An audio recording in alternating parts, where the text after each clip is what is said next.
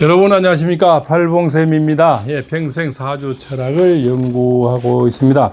오늘은 이재명과 트럼프 대통령의 궁합, 또 과연 도움이 될 것인가, 앞으로 트럼프 대통령은 어떤 스탠스를 또 취할까, 또 두 분 사이에서 일하는 일이 윤석열 전 대통령과 김건희 여사님에게 어떤 영향을 줄까, 이것을 심도 있게 사주 명리적으로 분석을 해보고자 합니다.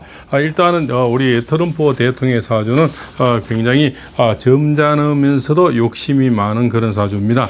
또 굉장히 좀 이기적인 그런 사주고요, 자기 위주의 또 사주입니다. 그래서 자기 어떤 눈 밖에 나거나 자기 욕심에 차지 않으면은, 그죠? 그래서 미국 보호주의, 미국 우선주의, 미국 이익주의로 마마허리라 봅니다.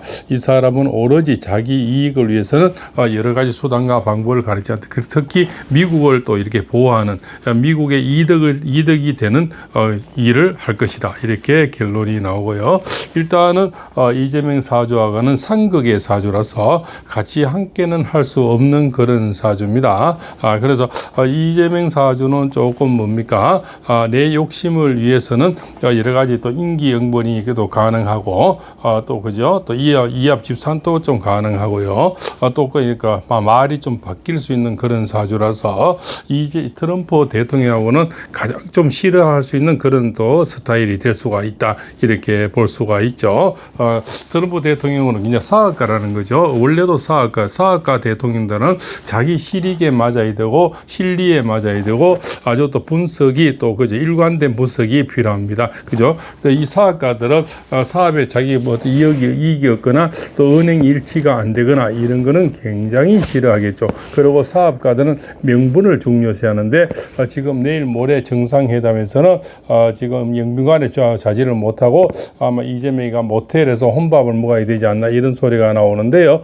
결국적으로 뭡니까, 영빈관에 귀빈 대접을 못 받고 그냥 뭡니까, 이재명을 아직까지 대통령 인정을 못 하든가, 또 그 사람이 범죄 사실 지금 여러 가지 혐의가 있는 5개 재판, 그죠, 12개 혐의, 이런 것에 대해서 자기 신분을 다 털지를 못하기 때문에 어떤 범죄자로서의 어떤 이런 거 처지, 여러 가지 이런 것을 견주어 봤을 때 트럼프 대통령은 좀 지금 한데, 그죠, 좀 이렇게 하지 않나, 이렇게 볼 수가 있죠. 그죠? 그래서 지금은 대통령으로 어떤 위치로 취급하는 것이 아니고 조금 뭡니까, 하수로 보고 있지 않느냐, 이렇게 볼 수가 있는 거죠.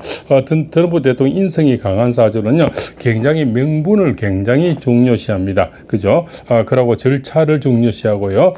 그리고 또 공정을 중요시하는 그런 사주가 됐고, 그래서 옛날 거라도 부정이라든가 안 좋은 거는 이 사람이 끝까지 파헤치는 그런 기질을 갖고 있는 거죠. 상은 약간 사나운 사난개 사냥이, 그죠? 그죠? 세파더 그런 상이 돼서 굉장히 공격적인 그런 상이 됩니다. 그죠? 그래서 이런 상들은 자기 마음에 들 때까지 끝까지 공격력을 갖고 있고, 굉장히 한 물어버리면 좀 놓지 않는 그런 또 성질을 갖고 있다, 이렇게 볼 수가 있죠.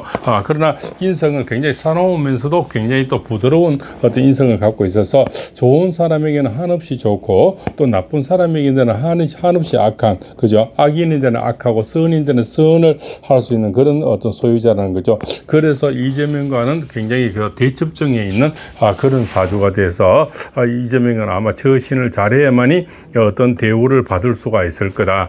그렇지만 그냥 인기응변이라든가, 그죠, 이런 것으로 해서는 절대 이 트럼프 대통령의 눈 안에 들 수는 없고, 늘 이제 가도 혼밥이 모텔에서 혼밥 먹어야 되지 않나, 이렇게 또 생각이 되죠. 영빈관에 어떤 대접을 받기는 좀 힘든다. 지금 또 이런 책사들이 여러 가지 또 특사들이 중국에도 가고 이러지만, 지금 어떤 거기서도 팽당, 저기도 팽당하고 있는데요. 중국에서도 시진핑을 못 만나고 서열 3위를 만난다고 하죠. 그래서 여러 가지 뭐 여기 가짜 뉴스라든가 지금 모든 매스컴이 다 장악이 돼서 잘 보도는 나오지 않지만, 결국은 여기도 팽당하고 저기도 팽당하는 지금 지금 꼴 신세가 되지 않나 이렇게 되고 음력 12월에 가장 이상설이 나오는데요. 그때는 아마 이 자기 안에서 자기 당 안에서 드디어 이제 배신자가 나오는 그런 운세가 나오는데요.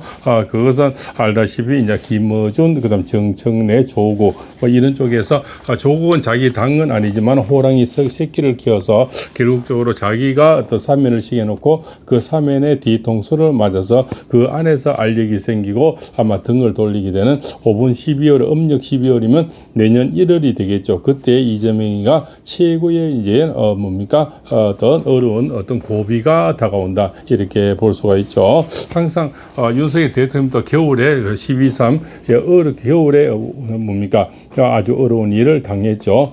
그저 이재명이도 결국은 겨울에 내가 당한 만큼 돌아가는데 결국 겨울에 아주 큰 어떤 고비가 온다. 그것이 바로 이 트럼프하고는 완전히 등을 돌리게 되고 이 안에 자당 안에서 또 배신이 일어나서 굉장히 낙동강 오리알 센스가 될 수가 있다. 그 안에서 이제는 정점을 찍었기 때문에 개딸들도 이쪽으로는 새로운 봄을 맞으면서 개딸이 먼저 움직여 버리겠죠. 개딸은 앞으로 이제 미래 세대에 지금은 이재명의 정점을 찍었으니까 미래 세대로 이제 움직이게 되겠다. 그것이 이제 조국이냐 정청래냐 여기서 두고 이제 서로 갈등을 하게 되는데요. 그걸 저울질을 누가 부추기느냐? 바로 김어준이가 부추긴다 이렇게 나오고 있습니다. 그죠? 그래서 지금은 다 한 배를 다 타고 한 솥밥을 먹는 것 같지만 다 나중에는 따로 밥상을 차리게 된다. 그 밥상을 차릴 때 그또 밥상의 크기를 조율하는 것이 바로 김어준이가 되겠다 이렇게 볼 수가 있죠.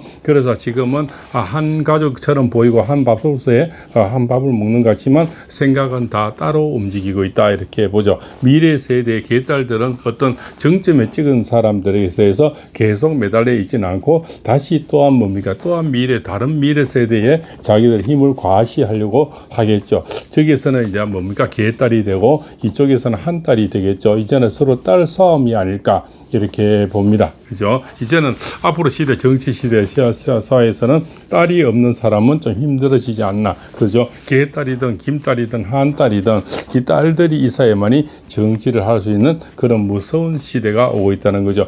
그게 문자 폭탄이라든가 무서운 댓글이라든가 그죠? 무자비하게 그죠? 폭격을 해보지. 융단 폭격을 하는 댓글들. 이런 미디어 이제는 공격이 있어서 이제는 개딸이든 또 한딸이든 김딸이든 정딸이든 딸이 없는 사람은 이제는 앞으로 정치가 굉장히 힘들어지겠다. 그래서 자기 지분을 가지는 이제 그런 어떤 옛날에는 몸바가 있었죠. 이런 세력들을 만들려고 지금은 모두 허단이 돼 있다. 거기다 전부 다 너무나 재미를 봤다는 거죠. 그래서 정치인들은 멀리 하지도 않고 되게 가까이 하지도 않지만 항상 그 개딸이든 몸바든 늘 가지고 간다는 거죠.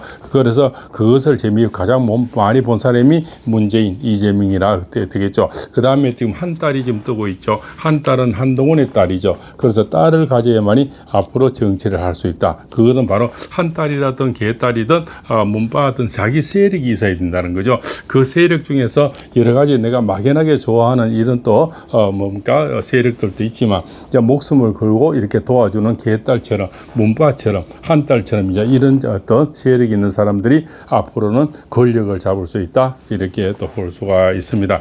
그 중에서도 지금 김건희 여사님이 같이 구속을 되어 있지 않습니까? 신평시가 면회를 갔다 왔는 것 같습니다. 거기에 참 아주 가슴 아프고 좀 눈물이 나는 글귀가 있는데요.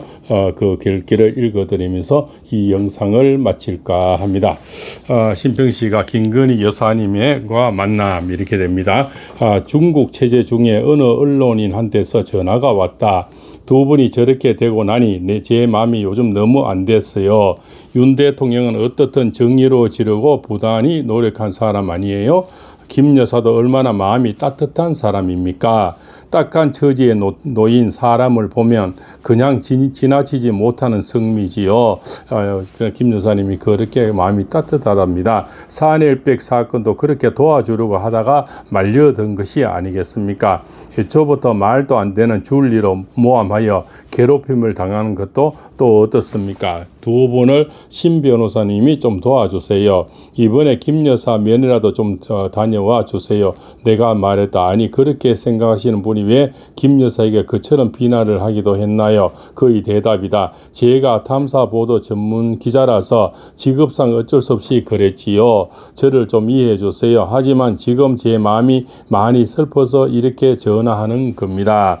그분이 기자라서 그죠? 또 직업적으로 많이 깠는가 봅니다. 그래서 그것이 지금 많이 미안하다, 죄송스럽다 이런 얘기를 하면서요, 많이 슬프다고도 얘기합니다.